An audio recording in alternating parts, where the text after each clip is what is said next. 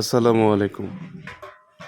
ভোরের আলো ফোটার আগেই শুরু হয়ে গেল কর্মব্যস্ততা।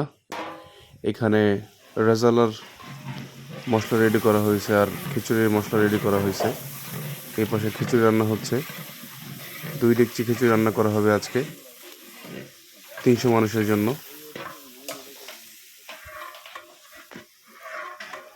এই খিচুড়িটা সবাই পছন্দ করে।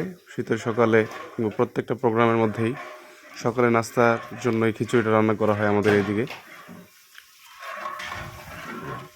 এখানে গরুর মাথা, কলিজা, গুর্দা এবং চর্বি এইগুলা দিয়ে রান্না করা হয়। সাথে মাংস থাকে, পাতলা মাংস গরুর।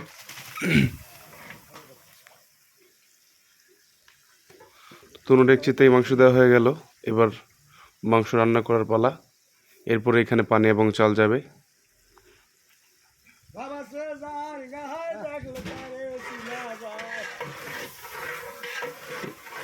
এই প্রোগ্রামটিতে লোকসংখ্যা ছিল 420, কিন্তু লাস্টে এটা বাড়তে হয়েছিল 600+।